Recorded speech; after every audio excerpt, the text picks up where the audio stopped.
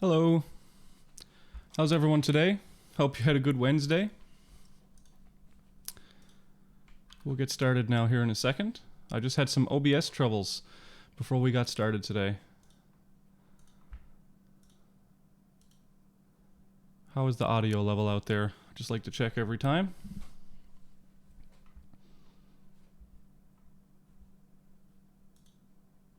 Perfect. All right. So today is actually probably the most important day of lectures for both courses. So both courses being 3200, and if you're also doing 4300, there's an important lecture for that today too. So as you can see today on the stream, we're going to be introducing the topic of heuristic search, and we'll also be going over A star. And A star is the search algorithm that you're going to be implementing with a bunch of optimizations for assignment 2. And assignment 2 is probably going to be the most work out of all the assignments, but I think that you'll learn a lot during the assignment. So we'll have a good time during for A2. There's no cats in the room this morning. I apologize. They're all asleep somewhere else, so I can't show any. But maybe for the afternoon's class, we'll have a cat or two to show. So here we go. I'm going to get right into the lecture because I want to have enough time to cover anything, and this is one of the lectures that I'm most excited about. So let's see here. We'll go over to PowerPoint.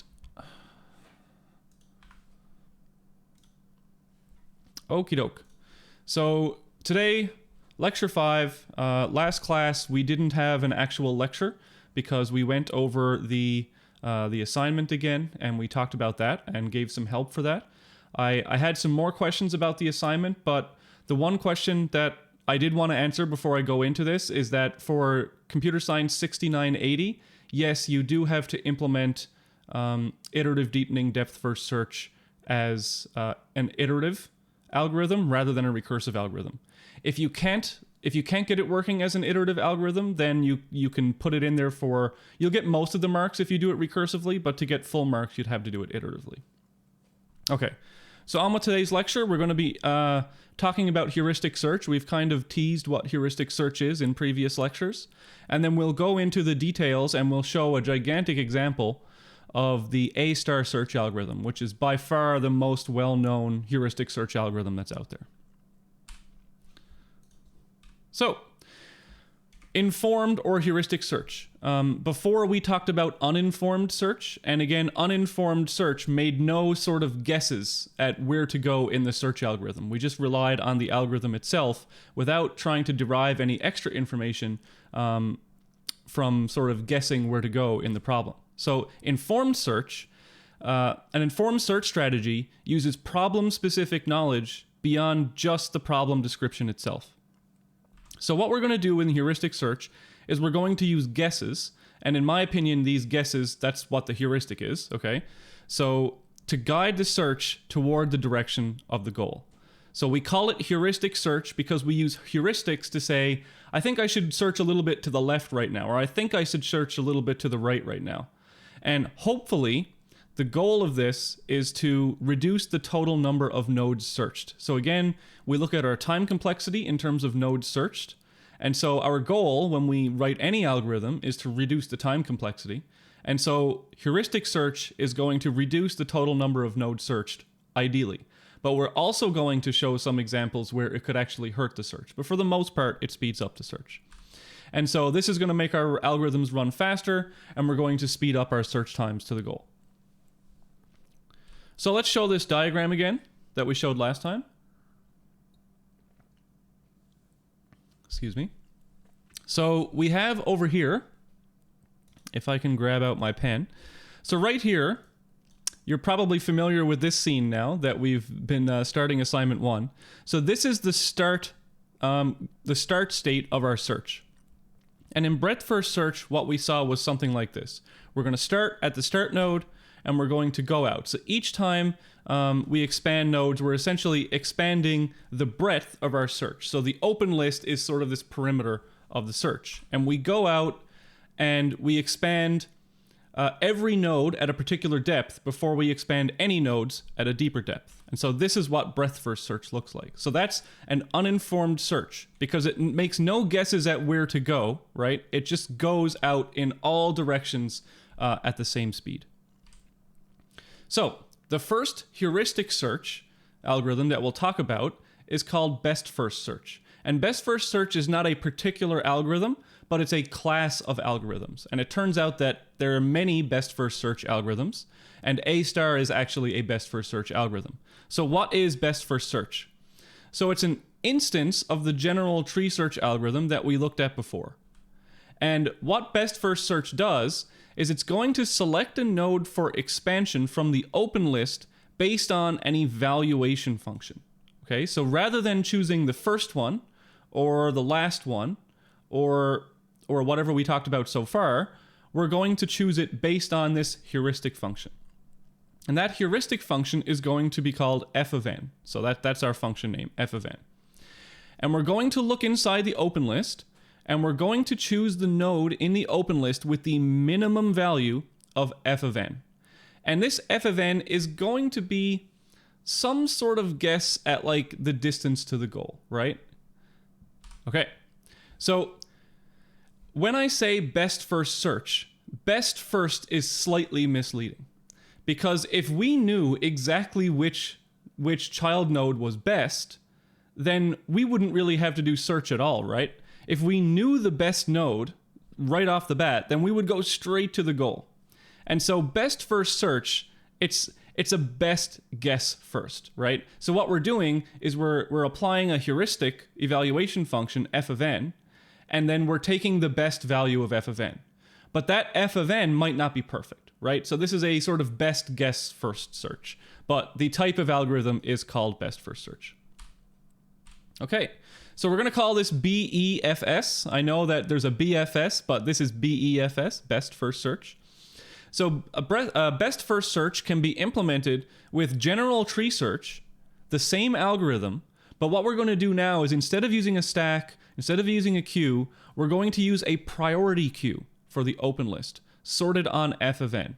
And if you don't know what a priority queue is, hopefully people have heard of a priority queue in the chat. Has anyone out there heard of a priority queue or implemented a priority queue? What it is, essentially, it's some data structure which allows us in constant time to get access to the minimum value from that list, okay? So it doesn't necessarily sort the entire list, but what it does is it lets us grab the minimum thing in constant time. So there's a whole family of breadth or best first search algorithms. They all have different evaluation functions. Most of them have a heuristic function, okay?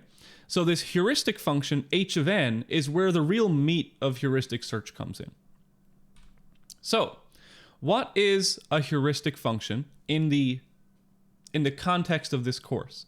So if you go online and you just search for heuristic function, you'll probably see, like on Wikipedia or on someone's webpage or on different people's notes, different definitions of what a heuristic function is, or even different definitions of what a heuristic is.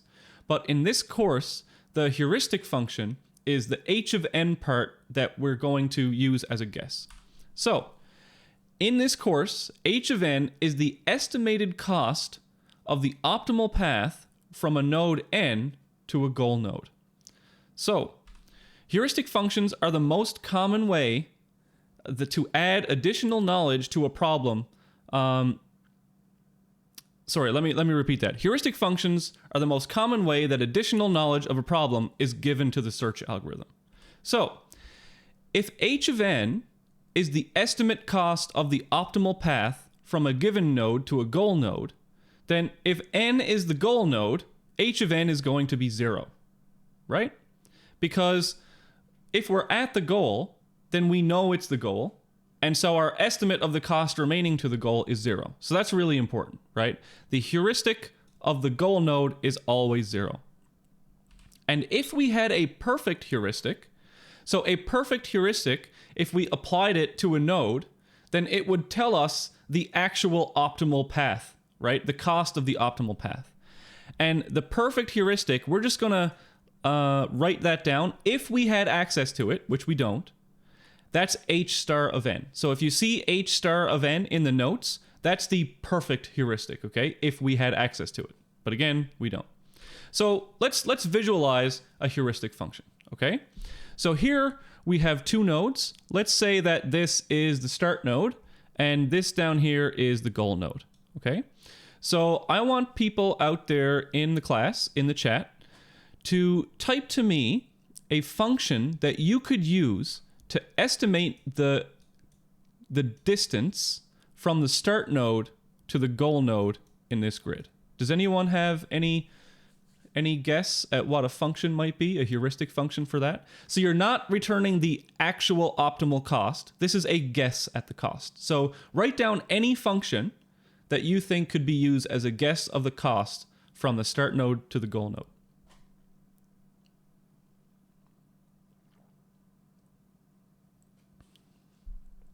All right, so Sergeant Pepper out there in the chat says use Pythagoras. That just so happens to be my first example, right?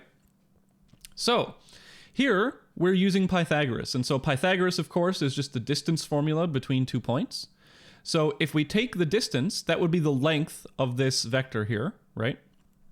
So can anyone tell me out there, will this heuristic overestimate or underestimate the cost of the optimal path between these 2 points? Underestimate, right? That's pretty obvious. Because the fastest path possible between 2 points is this straight line, right? And so no matter what we do in our search here, let's say that, for example, we could move up, down, left, and right. We can't possibly get to this goal faster than the straight line, right? That's by definition. And so this is going to be an underestimating heuristic. It will always give us an answer that's less than the optimal path. Here's another possible heuristic function, okay? So this is called the Manhattan distance. And what this is, the reason it's called a Manhattan distance is because if you picture this grid as like downtown Manhattan or any big city, right? With a bunch of buildings, or, well, Manhattan specifically because the city is arranged in a grid, right? So picture that this is like an avenue and this is a street, for example. And so they're like city blocks. And so the Manhattan distance is called that because you can't walk through the building, right? So you have to go down one city, like one street, and then across another street. And so that's what this heuristic is doing, is it's saying, okay, well, I'm going to go down and then I'm going to go over until I get to my goal. Now, in this particular instance, we've actually found a really good path, right? So let's look at that heuristic, the Manhattan distance, in this example. So what's going to happen in this example? Well, the Manhattan distance here is actually way underestimating things. So in this example, it actually gave us like a perfect evaluation. But if then we have some obstacles in the way here, this heuristic is way underestimating things. And the reason that it's underestimating is because the actual path would have to go something like this, right? We can't path through those green walls. And so this is the length of the actual path.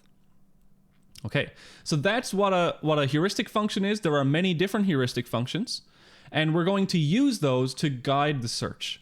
So the first concrete algorithm that we're going to be looking at is called greedy best first search. So greedy best first search, actually I have a little bug here in my PowerPoint, so let me just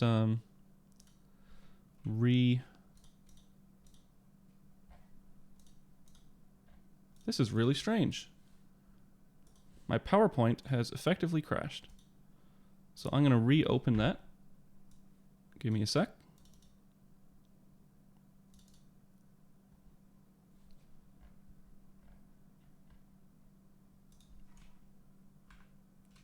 Okay, perfect.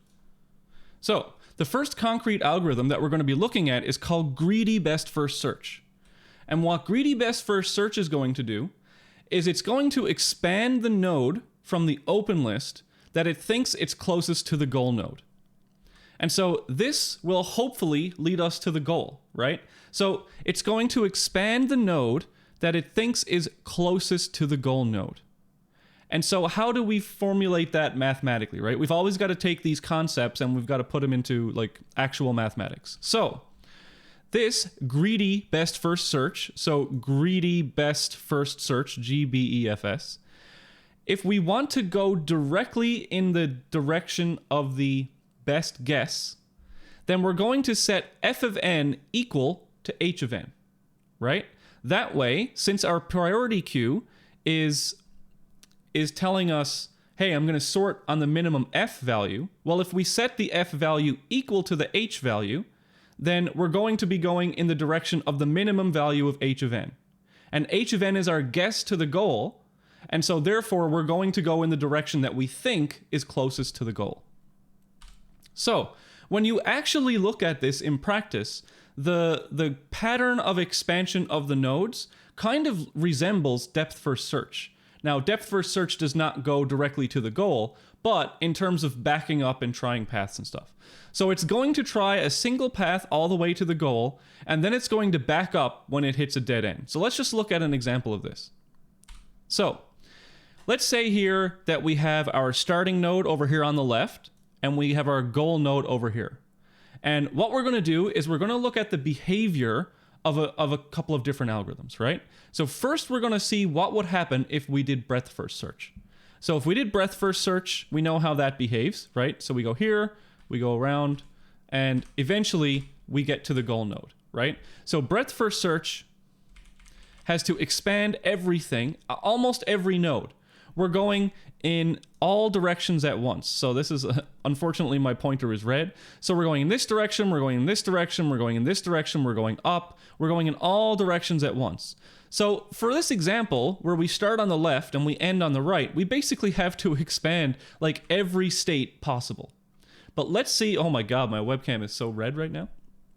Okay, so let's see what best first search is going to do, or greedy best first search in this case. So we're going to start at the starting location, and then we're going to expand that node. But what we're going to do then is we're going to expand the node that we think is closest to the goal, right? And if we look at this, well, if we use a particular, so I just had a question in the chat, doesn't our BFS expand in a diamond shape? You're right. And so this BFS is using 8 directional movement, okay? And we'll get into that. So if we go in all 8 directions, this is what BFS will look like. But you're right. If we were just doing 4 directions, then it would look like a diamond. So that's the difference there. That's why it looks like that. So best first search is going to look at the open list, right? So all these nodes in the open list, and it's going to take the one that it thinks is closest to the goal node. So let's just think, okay, what heuristic are we using here? Let's just say that we're using the Manhattan distance, right? And so the Manhattan distance, what we would do is we would evaluate each of these nodes, right? So this one would have this path, this one would have that path, this one would have that path, this one would have this path. And so when we evaluate all of these, the one with the minimum value is going to be this node right here. So that's the one it's going to choose to expand next. Similarly, this one is going to be expanded next, and then this one, all the way to the goal, right? And so this is what it's going to end up looking like. And the reason right here that it does this kind of Tetris block shape is because when we were right here, it would expand this node, okay? And then it thinks this one is closest, so it expands here. Then maybe it thinks this one is closest, so it expands here. And then maybe it thinks this one is closest, so it expands there, right? Because this one and this one are going to have the same estimate to the goal. And only after looking at these, maybe then is this one chosen, okay? So this sort of going back and forth and trying these, this is a little bit of foreshadowing toward what might happen in the future. But you can see here that this expanded far fewer nodes than the breadth first search, right? And so this here produced better results in terms of the number of nodes searched. So we got to the goal much quicker in terms of the number of node expanded. So let's now close off this top, okay? So someone just asked in the chat, if the top was closed, it would stay in loop. So nope, we'll show what happens there, okay? So here's what happens in the worst case. In the worst case, you're going to have these like maze-like structures, and we're going to see some pretty poor performance out of best first search, or one of the worst cases for best first search. So again, we expand upward, because that's the direction that we think we should go in. But then when we get here, right, we're going to go here, then here. Now which node from here is going to have the best value? Well, maybe here, then here, then here, and then maybe here, and here, right? Like, so we're guessing all of these values because if we just strictly apply the heuristic function and then go in the direction of that, then what we end up with is something like this, right? So it's still way faster than breadth first search in terms of the number of nodes expanded, but we can see now how the heuristic value can lead us in a wrong direction. And these sort of concave, like cave-like structures like this are going to be like, they are the bane of any heuristic search algorithm. And it's because it's very difficult to write heuristics that take obstacles into account. Because if you are writing a heuristic that takes the obstacles into account, then the heuristic itself is doing a little bit of search, right? And so you're writing a search algorithm inside a search algorithm, and that starts to be really, really slow. So you don't want to do that. All right. So let's talk about a little bit about the performance of greedy best first search. So it's similar, it suffers a bit similarly to depth first search. So greedy best first search is incomplete in general. Okay, so it may not find a goal. If we're not using the closed list, right, it may go back and forth between nodes and it may not actually find a goal. So it gets lost in paths if the heuristic is bad. It's also not optimal. So it may find a higher cost path than the optimal path. The time complexity, though, is O of b to the power of m, where m is the maximum depth of a solution. So it's got similar properties to other algorithms that we looked at. Okay, so now that we're thinking of heuristics, let's go into a little bit of analysis of heuristics themselves. So we're going to talk about the concept of an admissible heuristic. So an admissible heuristic never overestimates the distance to the goal. That's a definition of the admissible heuristic.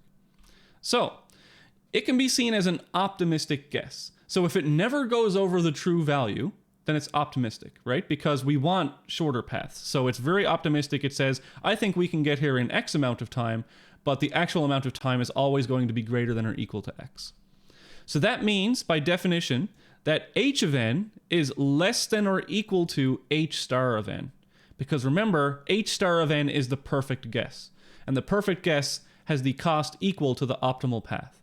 And so the actual distance to the goal is always going to be greater than our admissible heuristic.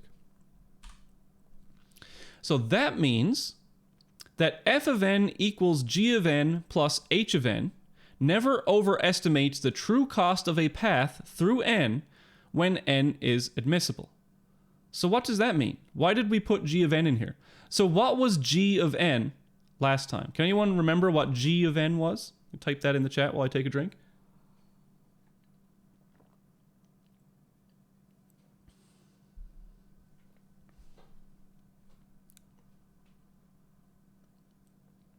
Just keep people a second to load up their lecture notes and cheat on the question.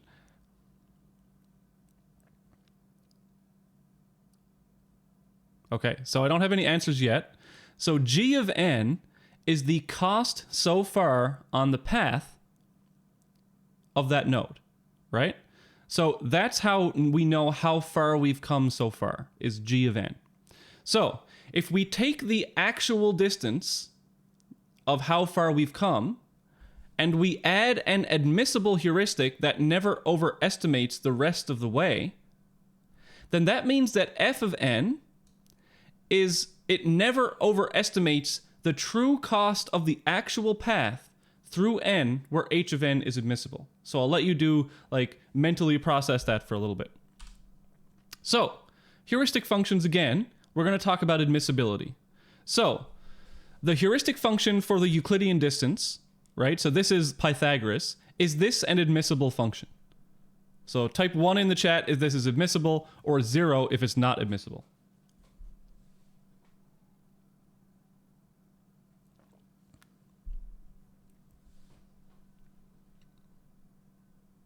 Okay, so I see a 1. In the survey, I was told that there would be 80% participation in the chat. I do not see 80% of people spamming the chat with 1s. Okay, so yes, this is admissible, because I already said that before, right? If we have to move up, down, left, and right to get to this goal, then of course, this distance is always going to be less than or equal to the true distance, okay? All right, so the Manhattan distance. Is the Manhattan distance admissible? Put a 1 in the chat if yes, and a 0 in the chat if no.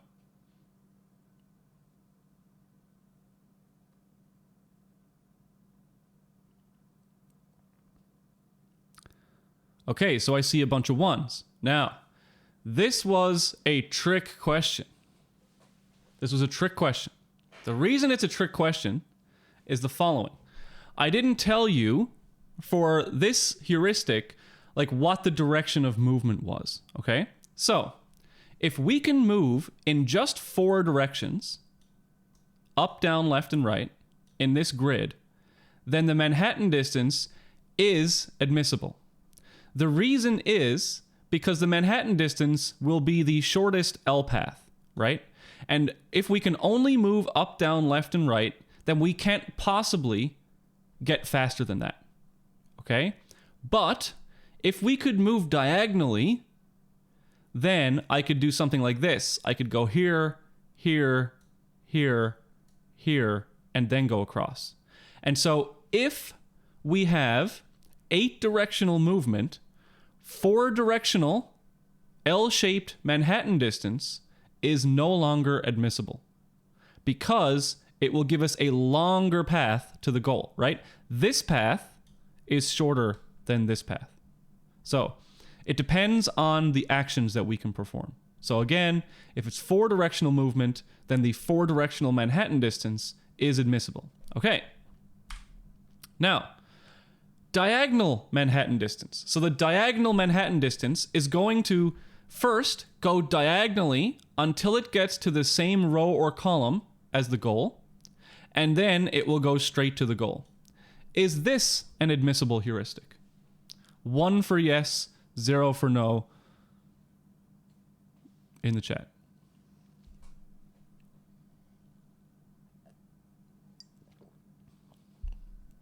All right, so I see a bunch of 1s.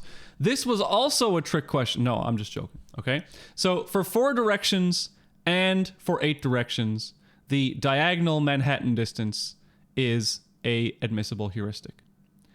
So I heard someone out there say 0 for 4-directional. Nope. So if we have 4-directional movement, then this path with diagonal Manhattan distance will always underestimate. Okay, so it will always be less than or equal to the true value.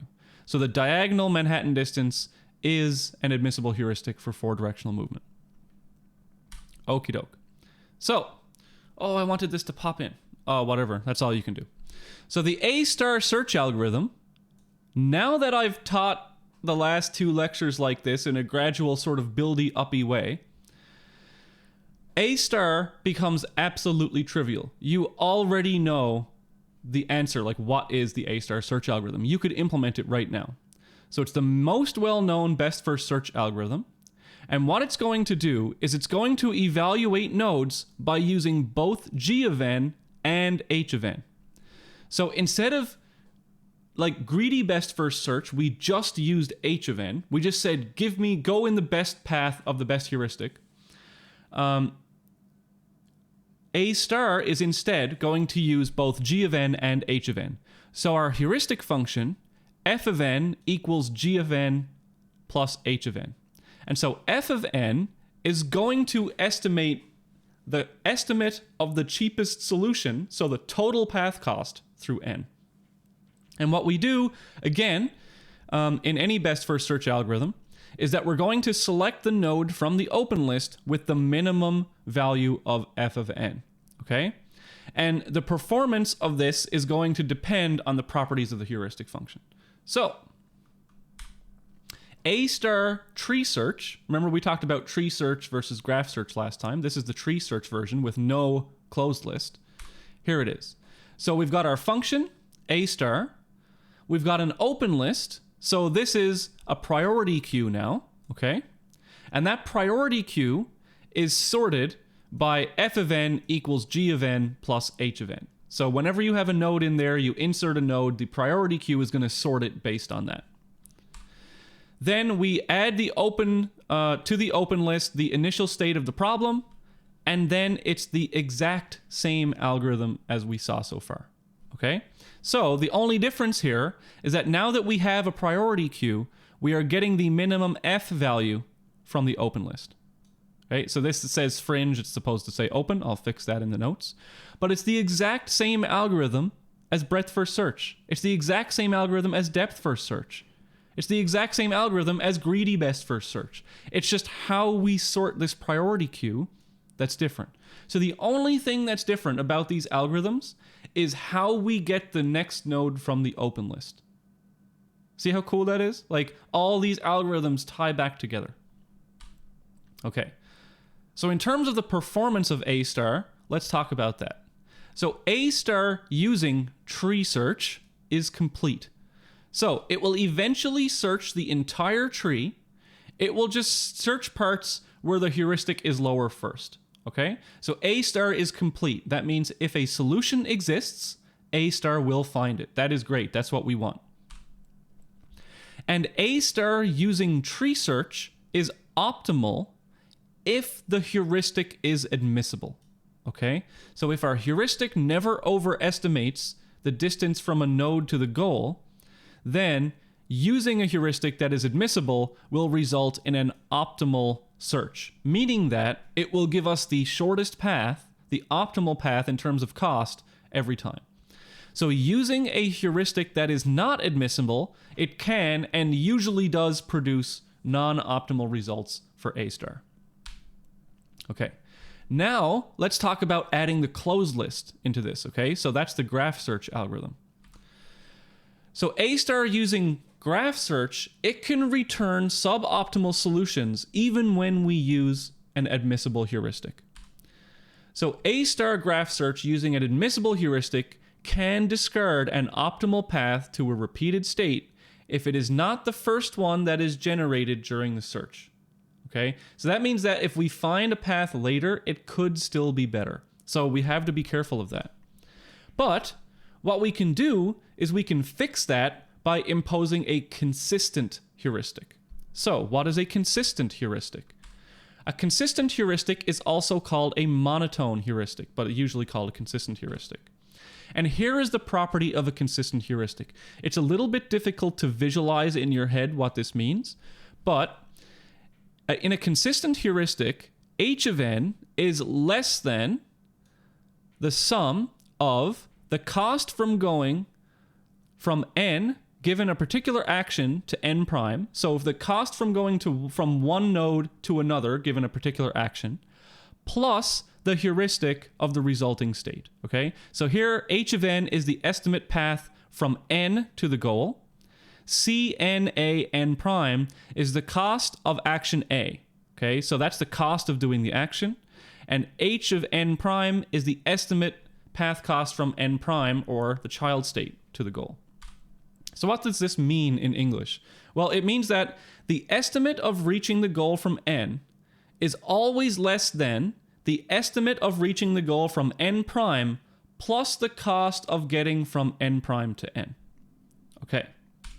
So, this then, one way that I look at this, because that's kind of a hard way to look at it, it's like this. If, in general, our heuristic, so for example, let's look at the heuristic for here, okay? So the heuristic for here, if we are taking 100 for our action cost, like we did in the last assignment, what would the value of h of n be, okay, from this node to the goal node? Can someone out there calculate that for me? So if the action cost is 100, what is h of n from this node?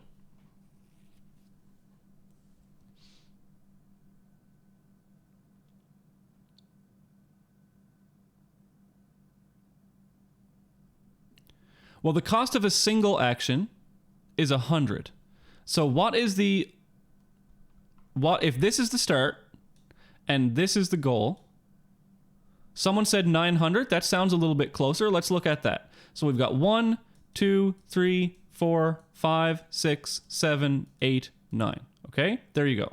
So our estimate of the cost using the Manhattan distance here, and let's do 4-directional Manhattan distance. Okay. So if h of n is 900 here, and let's look at h of n for this one. That would be 800, right? So my sort of rule for looking at least at grid-based heuristics is sort of like this. If it's always the case that the heuristic at one node, okay, plus the cost at, okay. So the heuristic from n prime plus the cost to get here is the same as the difference between them, then it's probably consistent. And so this is a consistent heuristic for 4-directional movement, okay? Because it's admissible, it will never overestimate the cost. And the cost of getting from one node to another is equal to the difference in the heuristic values, okay? So if it's equal to the distance, then it satisfies the less than or equal to. And so if we had made changes to that heuristic function, then it may no longer be consistent. But I'll let you have a look at that and sort of see what that means and figure out, like, intuitively visualize that in your head on your own. So the good thing is that every consistent heuristic is also admissible. In practice, it's not difficult, but good heuristics that are admissible are usually also consistent. But it's not true at all in the general case. So if h of n is consistent, then the values of f of n along any path are non-decreasing. That's really important. So that means that the sequence of nodes expanded by a star using graph search is non-decreasing in order of f of n. So, just 1 second. So if the sequence of nodes expanded by a star is non-decreasing in f of n, that means that the first goal node that's selected for expansion is optimal. Because all later nodes are going to be at least as expensive, okay? So let's actually have a look at what that means. Let's go over to the blackboard, okay? So this is f of n. Here we go. Just testing this. So here we've got f of n. We got a little graph here. And this is like nodes selected in the open list on the x-axis, right? So our f of n values are going to be, what do we say, non-decreasing, right? So that means f of n is going to be going up. Now, it's not necessarily quadratic, right? It might be closer to linear, actually. So that means at any time that we see a goal node in the search, then this is going to be the optimal one, because we will have searched every possible value of f of n up to that point. And since f of n is equal to g of n plus a consistent h of n, then if we found a solution, if there existed a solution with an f value less than the one that we found, then we would have seen the goal there, okay? And anything up here will have, anything that we would expand beyond this point would have a higher value of f of n. Therefore, if we have a case where we found a goal node, we know nothing exists with a lower f of n, and up to this point, everything after this would have had at least a higher or equal f of n. Therefore, we know that this solution is the optimal solution. Okay, so that's sort of the hand-wavy proof at why the consistent heuristic will result in optimal path for a star with graph search. Okay, so now we'll go back to the PowerPoint. So a star using graph search is optimal if h of n is consistent. Okie dokie. So Here's A star using tree search, right? So we've looked at this before. The only real difference between the algorithms that we looked at is this line where now we use a priority queue instead of a stack or instead of a queue that we used before. And we sort that priority queue based on F equals G plus H. And when we go to get something from the priority queue, when we pop it from the priority queue, we are getting the minimum value of F. So that's the only difference between A star and the other things that we've looked at. Now, A star using graph search, remember, the only difference between tree search and graph search, as the terminology in our textbook says, is that now we have a closed list, right? So this looks just like the BFS for assignment 1, except now we have a closed list and we're using a priority queue. So down here, you can see that we have 2 lines of code down here that are the difference, right? And those are, well, when we expand a node, when we get a node off of the open list, if it's not the goal node, then we check, is the state of that node in the closed list? If it is, then we just continue. We don't need to expand this anymore. And then we add the state of the node to the closed list. So that's how we translate from the tree search algorithm to the graph search, is the inclusion of the closed list. So this is A star using graph search. But remember now that where A star using tree search was optimal if we had an admissible heuristic, now we're only optimal if we have a consistent heuristic. So it's a more strict constraint on admissibility. Now let's look at a little optimization. And I'll get into this when I show this example, okay? So we can have a little optimization here where we add one line, which is this red line. So when we generate a child node, we can ask ourselves the following. If a node n in the open list exists with the same state and a g cost less than the child's g cost, then we can continue. And that means if this is true, that means a better path exists already in the open list. Okay? So we don't want to actually look through there. So that's one optimization, and I'll explain what that optimization means when we go through the example. It will be really obvious what that means. The next optimization we can do is, some people already figured this out for assignment 1, is that you can have this little optimization here where when you generate a child, you can say, well, if that child is in the closed list, then I don't have to add it to the open list. Because when I pull it from the open list, I'm going to check if it's on the closed list anyway, right? So in this way, this is not going to save us time, but it's going to save us memory. So here we can include this line to say, well, if a state is already in the closed list when we generate it as a child, then we don't have to add that child node to the list, okay? So A star graph search performance. So let's assume that we're using a consistent heuristic, because none of this is true if we're using only an admissible or a random heuristic, okay? So let's let C star be the optimal solution path cost. So if we could compute the optimal path, then that's going to be C star. A star, using graph search, is going to expand every single node with f of n less than C star. Okay, so we saw before on the blackboard that f of n, so when we pop nodes off the open list, the f of n that we have is going to be non-decreasing. So it'll always be the same or a little bit higher.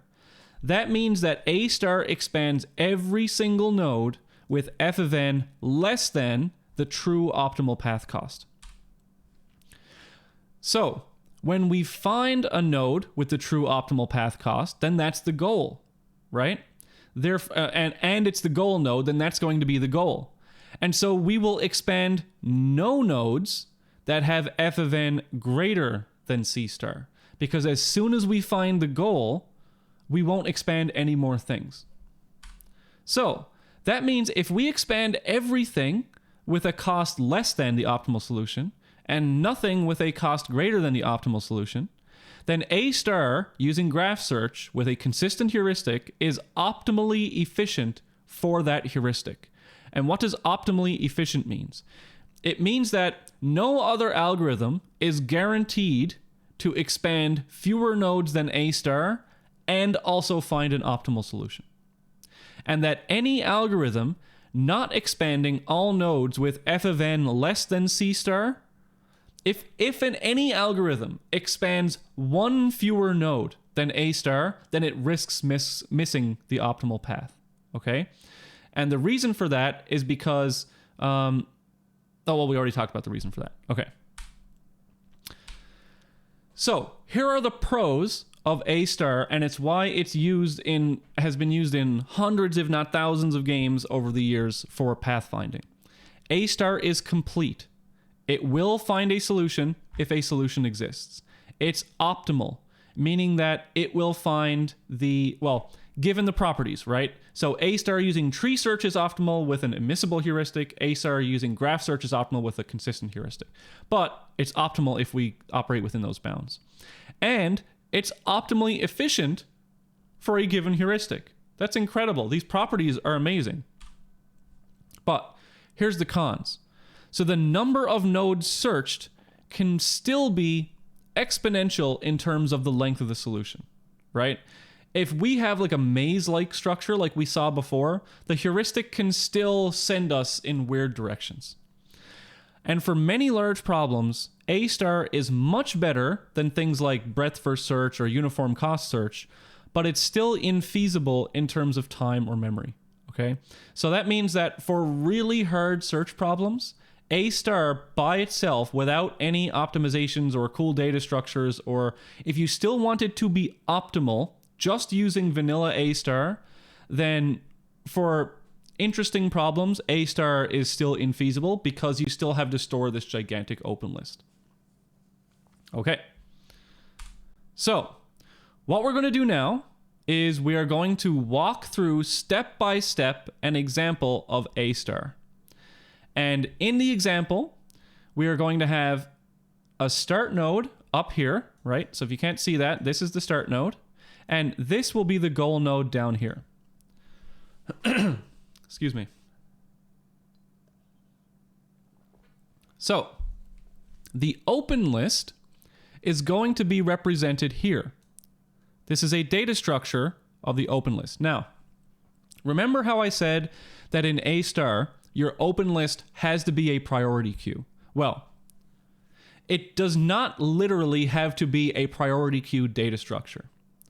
What that was saying in the algorithm is that A star, you could use an array for the open list if you want, but the important part is that when you go to choose something from the open list, no matter what data structure is the open list, you have to grab the node with the minimum F value, okay? So here, just for example purposes, I am using an array as the open list. And that's just because if you can't really visualize a priority queue in that sense.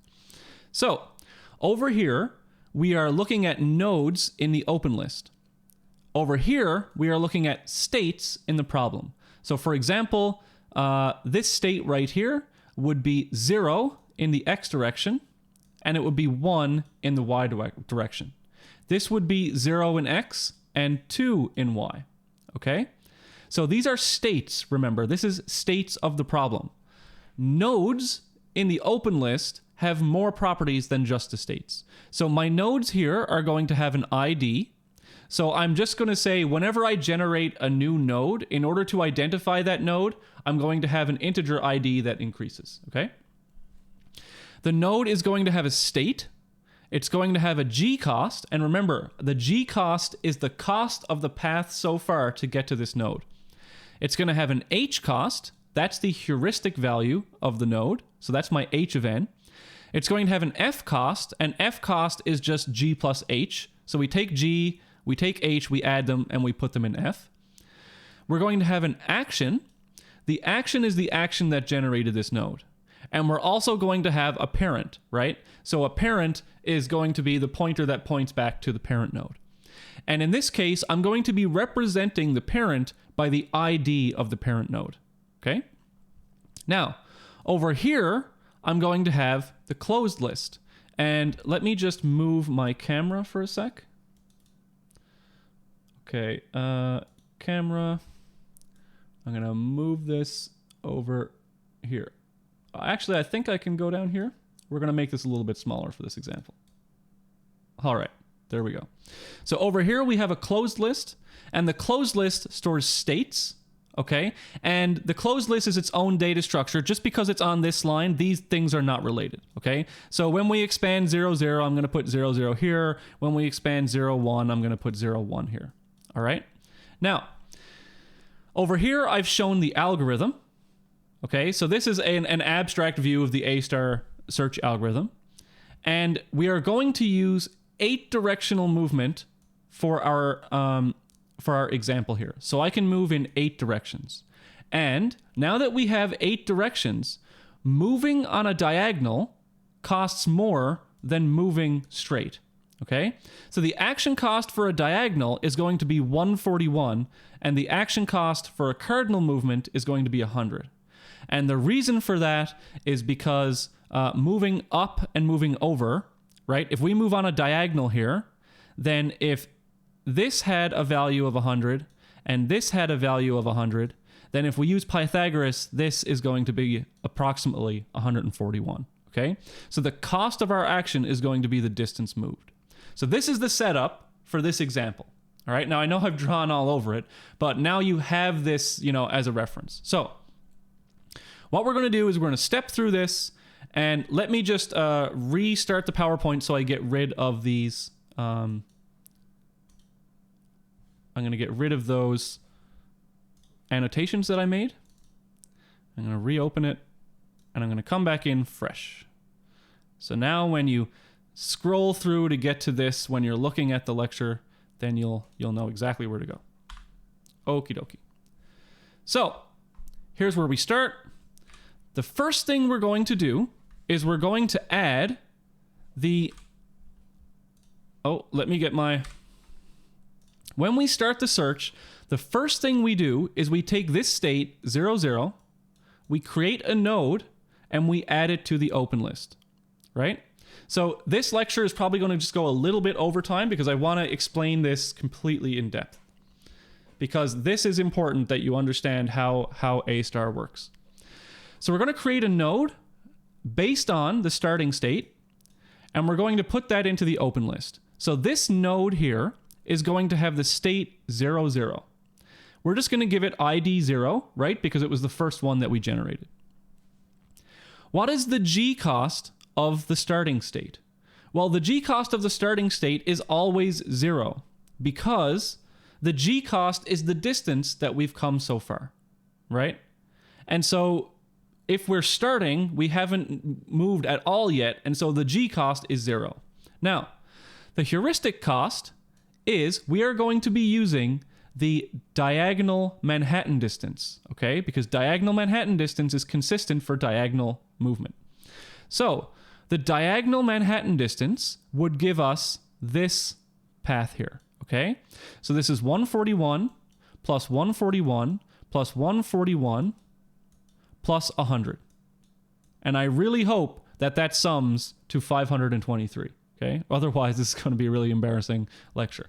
But that is the diagonal Manhattan distance, and so we get an H cost of 100 for this node.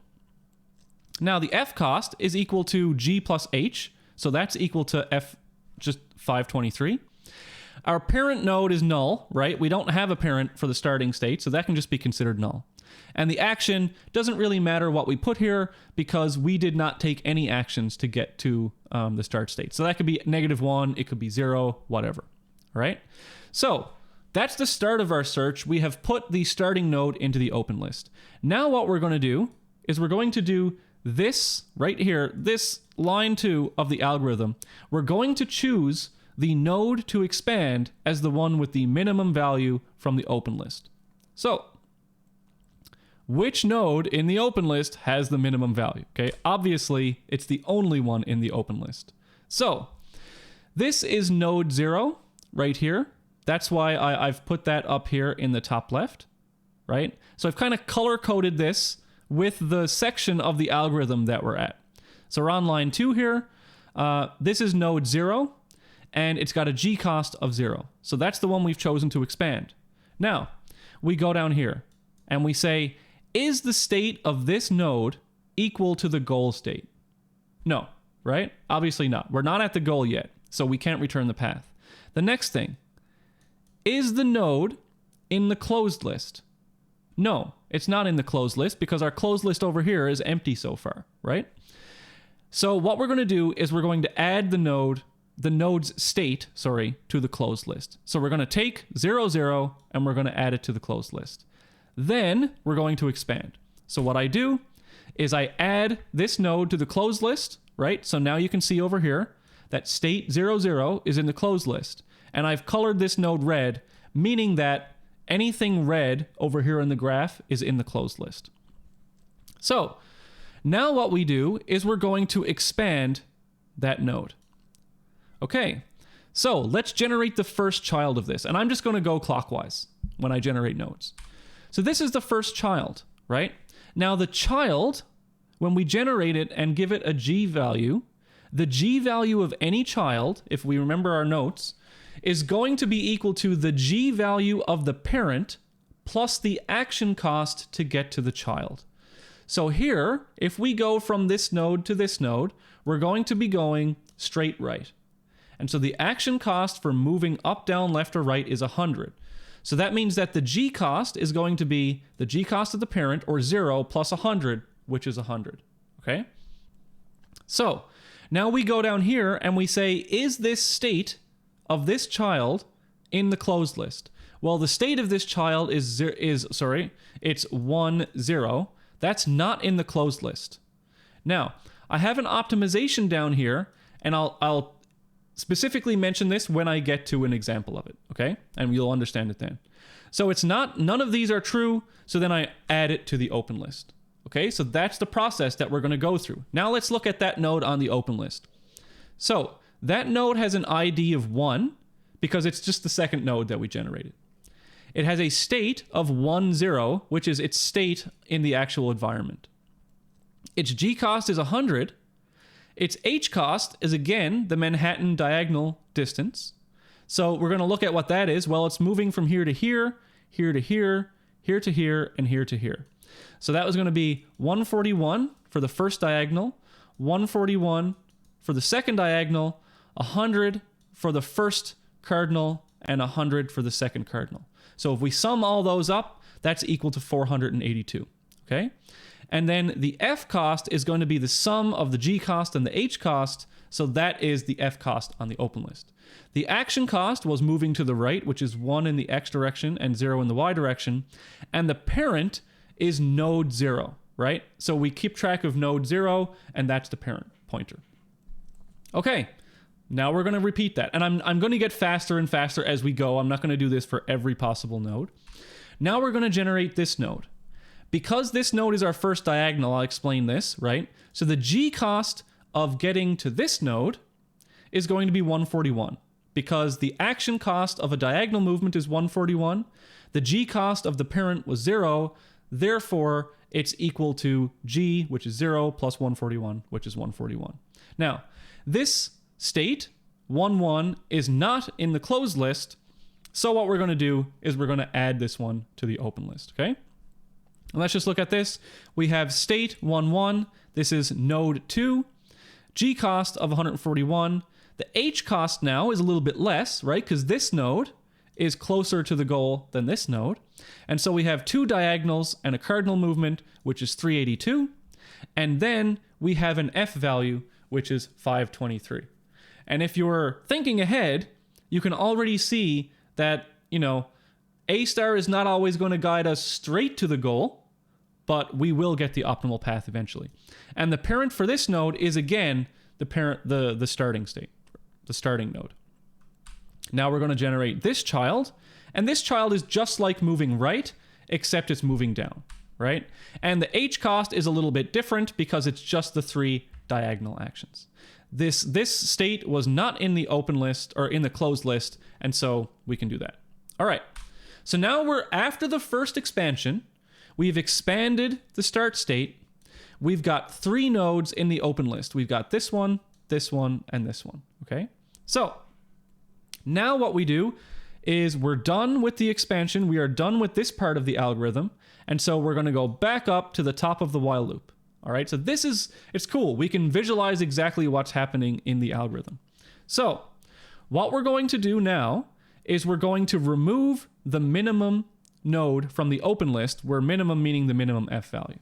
So if out there you can tell me like which is the node with the minimum f value, right? It's not particularly difficult to see that. And so I don't need to wait for a response to that. It's node 2, right?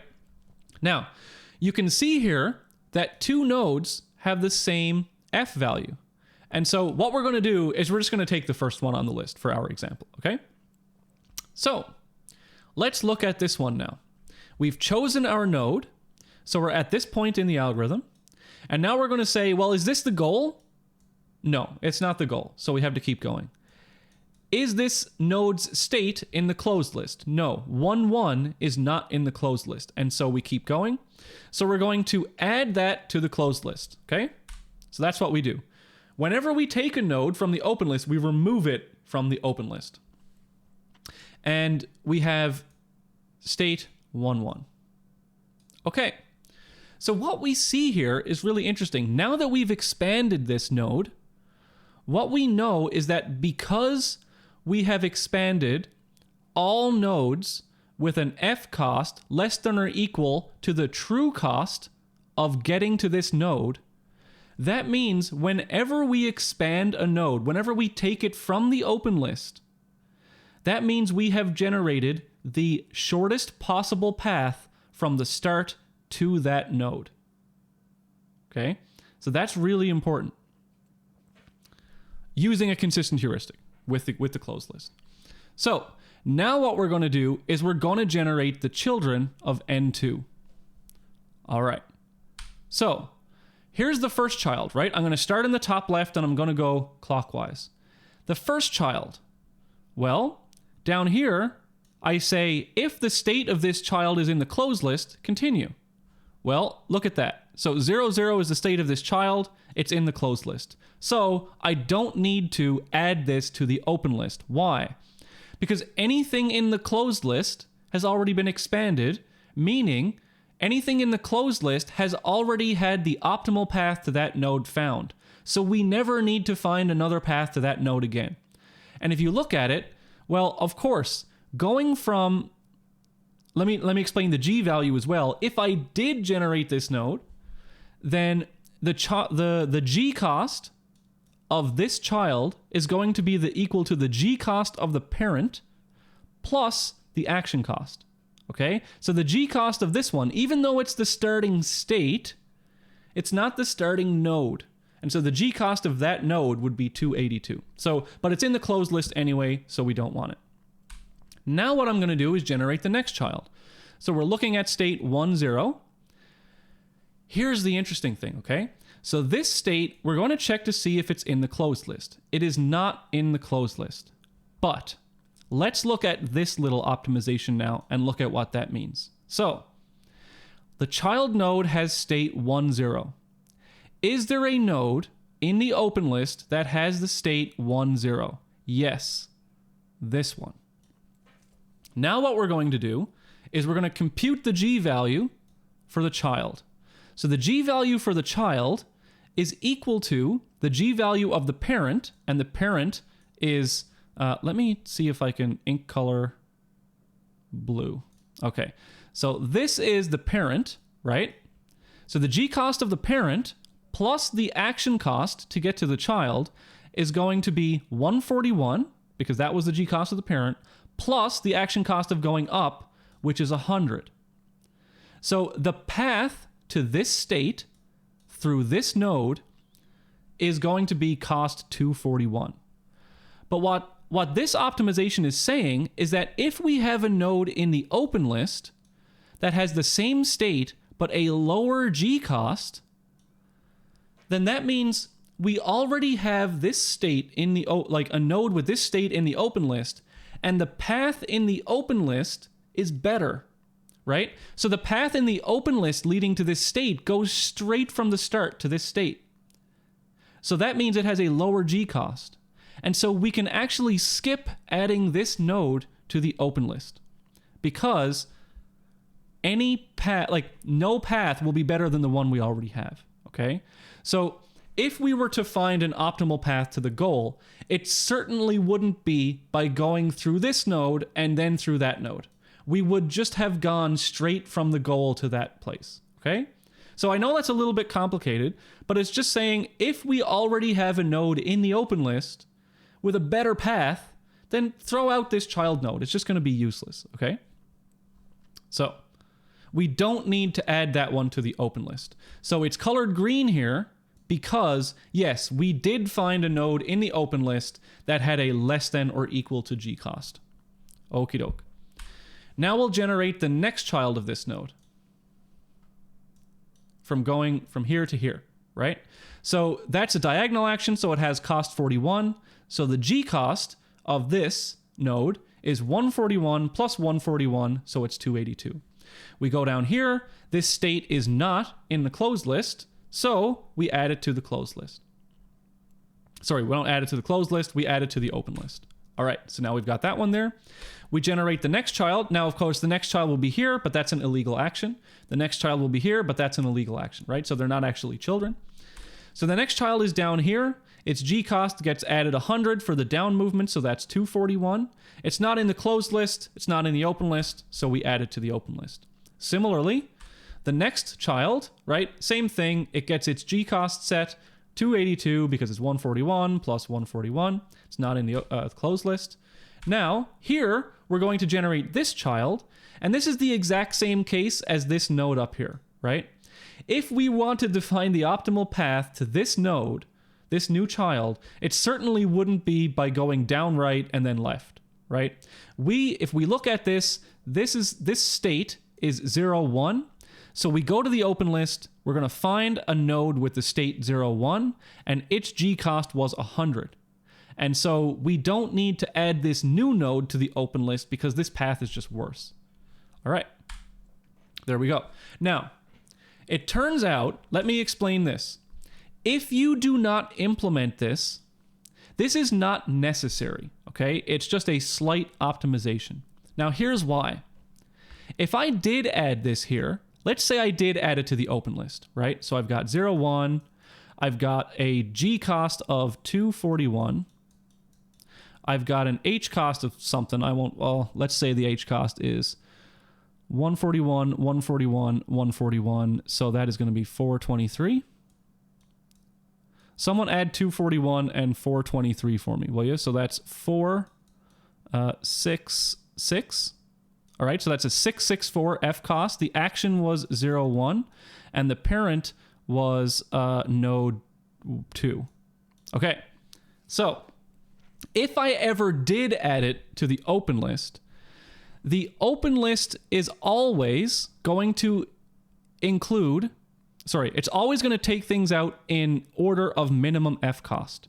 So if we ever did find a path through this state, we are going to choose this node, this one right here, from the open list because its F value is less than the F value of the node going through the worst path. So if we do not implement this optimization, the only bad thing that will happen is that our open list will be a little bit bigger, okay? We will never actually pop this from the open list.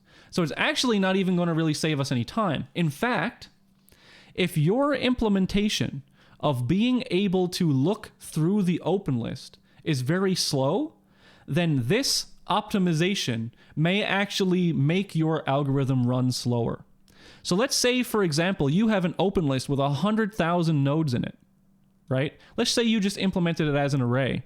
Then what's going to happen is if you have to look through that array at every single node to compare the states and compare the g values, then that operation of doing that every single time may end up making your algorithm run slower. So what I strongly recommend for the assignment is to leave this optimization out until you have the whole assignment working, okay? And only once you have the whole assignment working, then you can start putting that optimization. Now, the reason I've included it in the slides is because if I didn't, my open list here would fill up, okay? I only have limited, like my amount of memory is very limited with this A star, okay? So look, that green thing evaluated to true, so we don't do that. Now here's what we're left at after these two expansions, okay? We've got 2 nodes expanded, we've got 5 nodes on the open list. So what we do is we choose a new node from the open list. We're back at the top of our loop again. This node has the lowest F cost. It's tied with another node, so we'll just take it because it's on top. Now what we do is we set the parent pointer, so we know now that the shortest path from the starting node to this node, or this state even, is through that path. Okay, now let's generate the children of this one, and I'll start going faster here now. So we've generated the first child, which is going straight up. That state is in the closed list, so we don't have to consider it. We're going to generate the next child, but this is going to match our condition again, right? Because we've already got this state on the open list with a better G value. Here, we've generated this child. This one is already on the closed list. We've already expanded that one, so I don't need to add that one. Now we have a new child, okay? And this one, what am I doing here?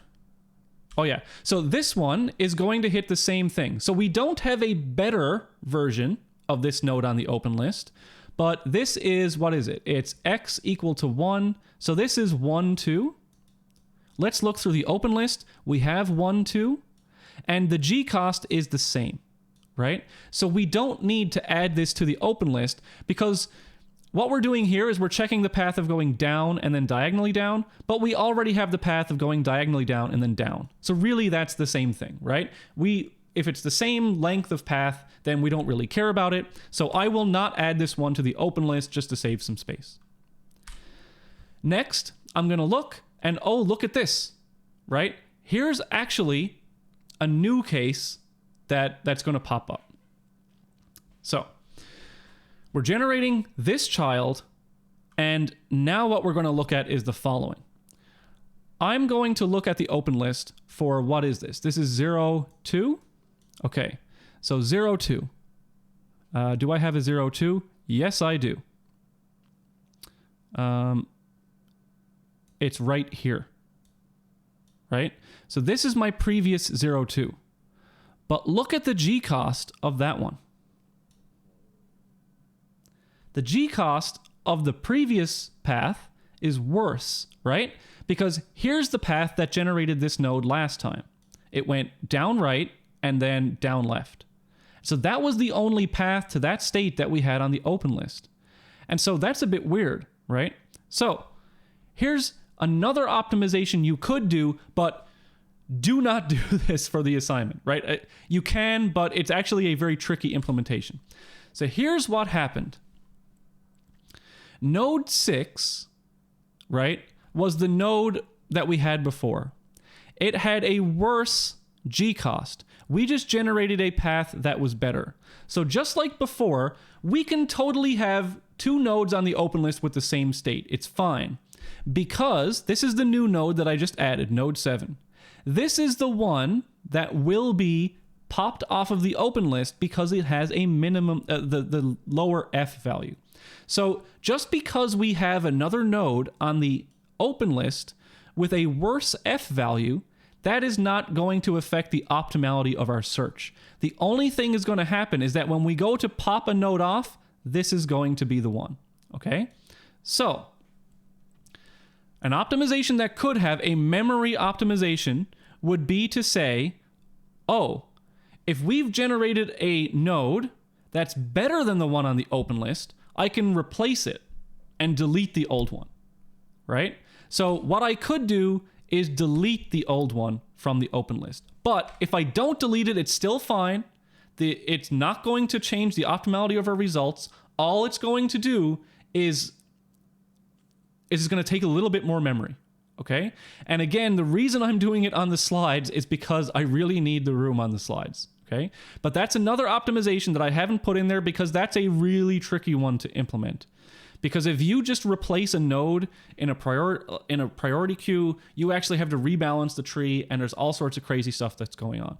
So in practice, that is an optimization that's difficult to implement, but I just did it here because I want that space here on my like physically limited open list. All right. So let's keep going. Now I've got this as the state of my search, right? This is where we are. We've got an open list. I'm going to choose this one. So as you can see, A star is taking this path. It's expanding nodes where it thinks it's going to go to the goal. But A star's heuristic doesn't factor in the wall. And so it's going to take us down this path, right? And then we'll eventually find the goal path. So here we have this node. And now that we've expanded this node, we know the shortest path to that node is this path. Then we're going to generate the children, okay? So I've gone over this example before where I've done all these children and we know why we generate them. And so all I'm going to do is generate the one child that's not on the closed list. So here we have hit this condition down here again where we have this state already in a node on the open list with a worse G value, so we're not going to add it. So that node's expansion actually didn't add anything to the open list. So now we're going to choose the node with the minimum F value, and the first one is this node up here, okay? Now we're going to generate its children, and we're going to skip the ones that are trivial, like we don't need to show the ones that are on the closed list or the walls. So here we generate this child. It's not on the closed list. It's not on the open list. So, oh, sorry, it is on the open list, but here we have that same situation again, where this is the state 2, 0. If we look down, we do have it on the open list. The previous G cost, right? So if you remember how we generated that one before, it was by going down right and then up left. So it's the exact same situation that we had down here. And so I'm going to replace that one again. But again, that optimization is tricky in practice. I just wanted the space on the slides. So there we go. Now this is the state of our search. Now I'm going to take the node with the minimum F cost. That happens to be this node. All of its children are on the closed list, and so we don't have to do the expansion for that one. So if you see this down here for each of its children, if it's on the closed list, continue. Well, we've just done that, right? All of its children were on the closed list, so we don't need to add anything to the open list. Now we've only got one node on the open list at this point, so we expand that one. And now we generate its children. Those two children are new, right? And so we just add them to the open list. There's no closed list checks there. Now we're going to choose the node with the minimum F value. It happens to be this one. We're going to generate its children, right? So here we generate this one, but of course this is on a worse path because we're doubling back on ourselves. So that one, we're not going to add that because of this green optimization down here. Now we're going to add its other child. It's not on the closed list. It's not in the open list, so we just add it. Here, we're going to generate, we're going to pick the minimum F value, right? So here, A star gets it right. We're not going to choose this one. We're going to choose this one because the heuristic says choose the one essentially with the minimum F value, which is the heuristic telling us to go closer to the goal. Here, we take this one, we generate its children, okay? We put that on the open list. And now here's something very, very important, okay? This is where the important part comes up. When we pop something, I'm going to take the node with the minimum F value first. Now I know the optimal path to this state. Now I generate its children. So here I generate the child. And this was a question that I had before, which was why can't we just, in here, when I generate a child, if the child is the goal, why can't I just say that I'm done, right? Well, we already saw an example of that. So back here, if I go all the way back, I'm going to go all the way back. Okay.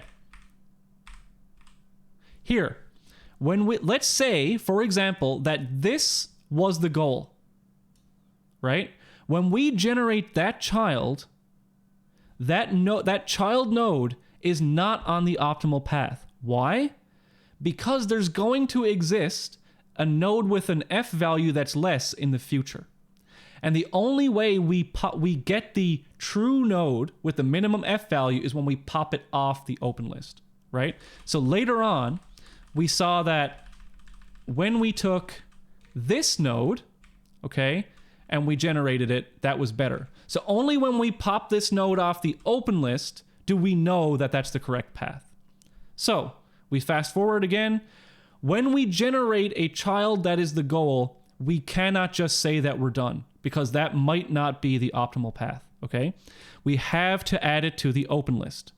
And then we add this child to the open list. Oh, I've double pasted the algorithm there. We add that one to the open list, and then we're left in this state. Now what we do is we pop this node off the open list, and if this node once popped off the open list, if that is the goal, at that point and only that point do we know that that was the optimal path. Okay, so now we've got the goal has been expanded. Now what we can do is we can look at the parent pointers to reconstruct that optimal path, just like you did with the first assignment. So the optimal path here, you'd follow back the parent pointers, and then you'd reverse that path, and that's how you get from the start to the goal, okay? So that is A star. I hope that that example like really made you understand like what A star is about and why it's so important that, you know, you only check for the goal up here. Now, there's one more thing that I want to do, and I'm a little bit over time, but that's fine. You can watch the VOD, right? I want to talk about one variant of A star that's really cool. It's called weighted A star, and I'll show an example of this, and I'm going to show like some real examples of A star in my search demo in a bit. So we can actually tweak the performance of A star by adding a parameter weight, W. And so what we do in weighted A star is we're going to multiply our heuristic by W. So we're weighting the heuristic. So now our f of n is going to be equal to g of n plus, instead of having h of n, we have w times h of n. So if you want to turn weighted A star into A star, you just set the w equal to 0, okay? So when w equals, or sorry, you set w equal to 1. This is equal to A star, right? So if this is 1, then it's just g of n plus h of n, so it's A star. So what this does is as we set the weight more and more above 1, A star is going to favor more and more going in the direction of the heuristic. As we set it less than 1, then it's going to use the heuristic less and less. And so a cool question that we can ask ourselves now is what's going to happen as w approaches 0? And what's going to happen as w approaches infinity? Okay, so I'm going to show what happens now using my search visualization tool. So let me bring this up. Okay, so now this is on my website again. It's just my website /search. So here's you can play along with this if you want to. So let's look at an example. Let's go do A star and we'll look at the L-shaped wall. Okay, and we'll turn this on single step, or let's just do it on animated search. So I'm going to start here. Actually, let's do single step, and my goal is going to be down here. So A star, as we step, is going to act in a very similar manner to that it did in the example, right? It's going to be searching all of these paths, and here you can see this is colored red.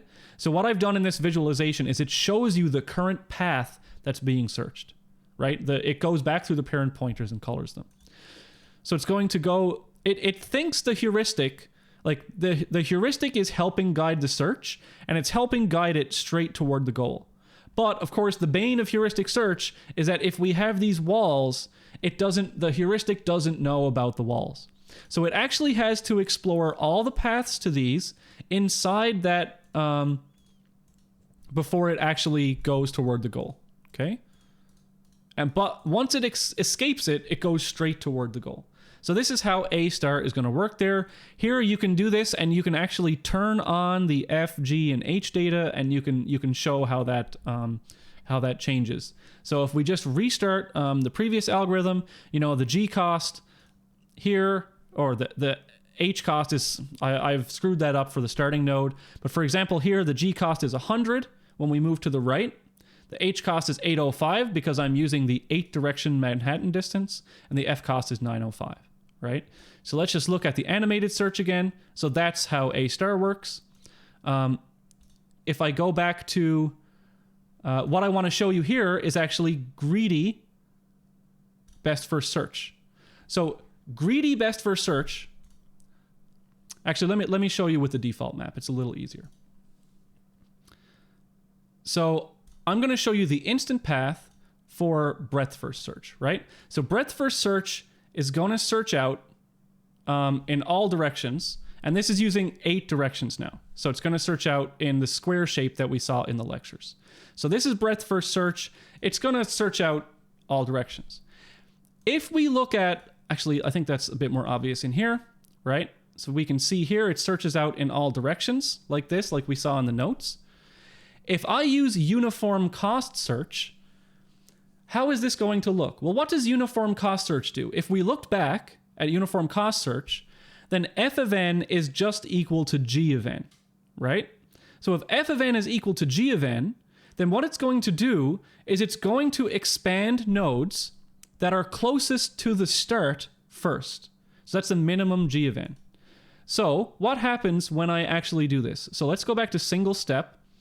So here, if I use uniform cost search, then it's expanding the nodes in an order that's closest to the goal.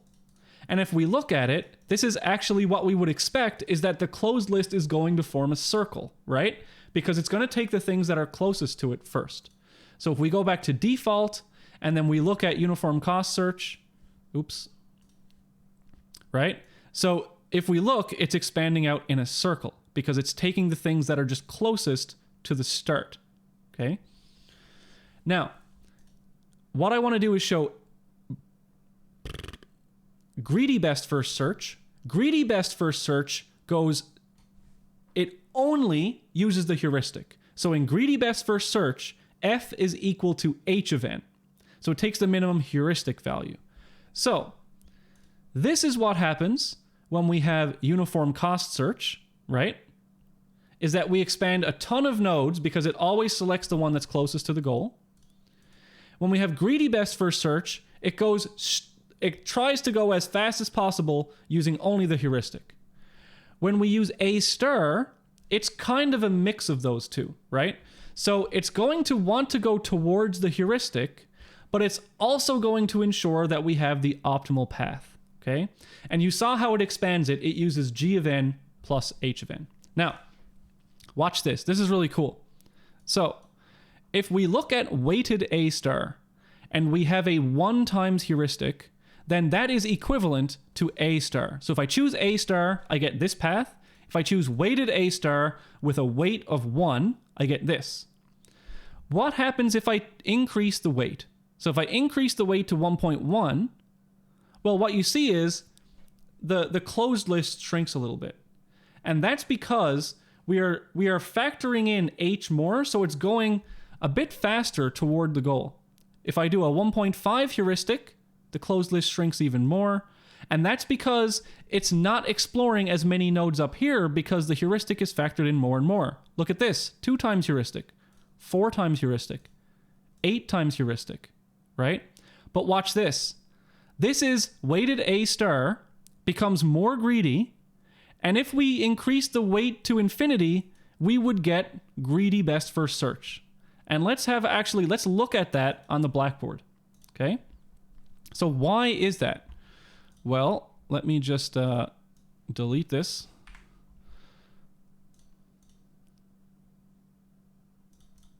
Okay. All right, so am I drawing here? No, wrong color. There we go. Oh, that's a different brush. I don't want that one.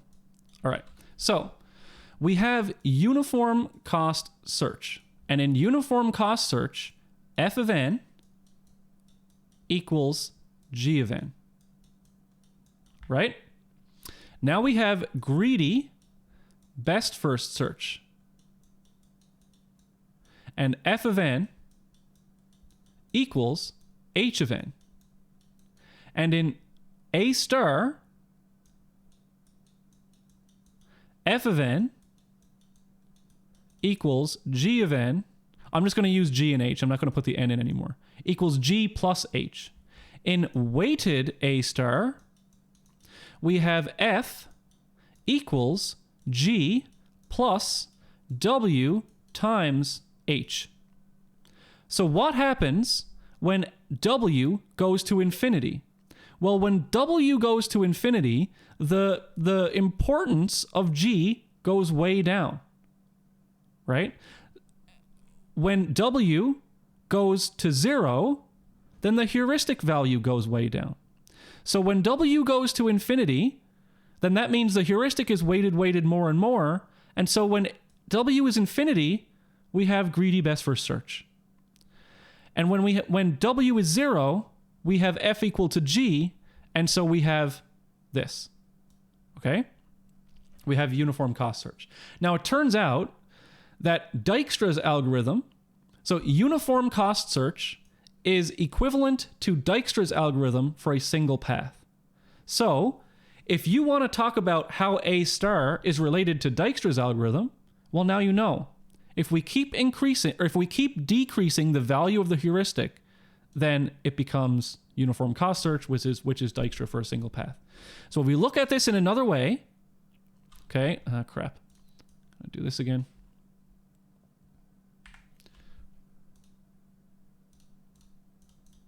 Alrighty.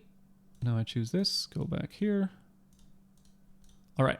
Yeah, okay, I'm good. So if we have our weight W, and we have a weight of, we're going to have a scale here, right? So this is the scale of our weight. Here we have a weight of 1. Actually, let me choose a different color here. Here, okay, got to be colorblind friendly. Here we have a weight of 1, right? So a weight of 1 with weighted A star, what is that equivalent to? Well, if the weight is 1, then that's F equals G plus H. So this is A star. Right? As our weight tends towards 0, then what we have is uniform cost search. And as our weight tends to infinity, this is greedy best first search. Isn't that cool? Like, this blew my mind the first time I learned it, because all these algorithms, like, you can parameterize A star into weighted A star, and now you've got 3 algorithms in one, and all you have to do to switch between them is change the weight. So, but here's the important part that I haven't showed yet, okay? It's not just magic. You just don't get everything for free. Let's look at A star once more. A star search.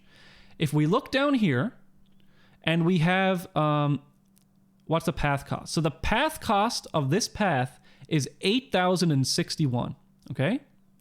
So if we look back at our, okay, sorry, I redid the path. It's 7,520.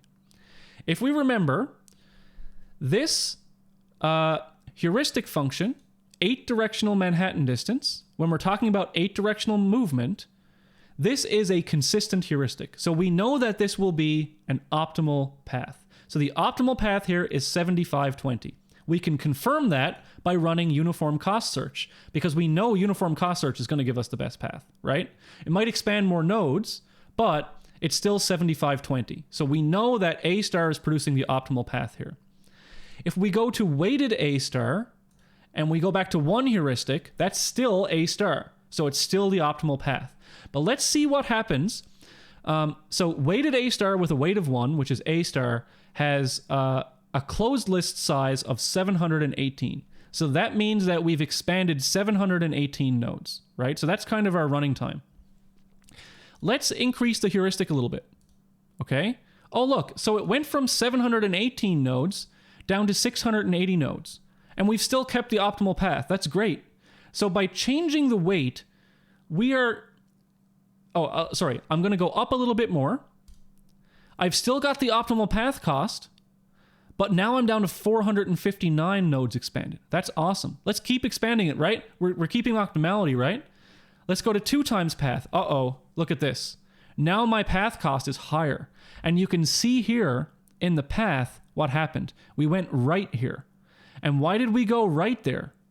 It's because that algorithm with a 2 times heuristic is weighting the heuristic so much that it's like being magnetized towards the goal, right? And because of that, when we start to increase the heuristic weight enough, it actually starts to be suboptimal.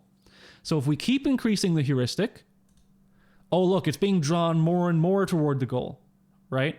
And so what happens is now when we get up to 8 times heuristic, we're searching 1/4 of the nodes, right? So we only have 1/4 of the nodes that we're expanding, but now we're up to like 25% suboptimality or something like that. And so just realize that with weighted A star, let's put the weight up to infinity by choosing greedy best first search. So greedy best first search has a path cost of 9,400 instead of the 7,200 that was optimal, but it's only searching 180 nodes rather than the, what was it, like 750 or something like that. So what weighted A star allows us to do is in most scenarios, what's happening is we are trading speed for optimality, okay? So if you have a video game and you are really concerned about finding a path, but it could be a little bit suboptimal, okay? Then what you can do is use A star and gradually increase the weight so that you have a lesser and lesser running time, but you are trading that for the fact that now your paths may be less and less optimal, okay? So that's A star. That's how weighted A star changes A star from greedy best first search to uniform cost search. We now know the heuristic search algorithms that we need to know for assignment 2. So on Tuesday's lecture, what we're going to do is we are going to go over assignment 2. It's probably the most important lecture of the class, okay? We're going to go over assignment 2, and we're going to go over all the optimizations that we can put on top of this. And so your assignment 2 is going to run so fast, it's going to be great. You're going to try to get as fast as my solution, and it should be really fun. And so now that's it for the lecture. I'll stay around for a minute or two if anyone has any questions. And actually, I'll be on Discord if anyone has any questions, because I do have to go in a little bit. So thanks for tuning in for the lecture, and I hope you enjoyed it. And now you can work for any video game company because they want people to implement A star for their pathfinding. All right, great. See you on Tuesday.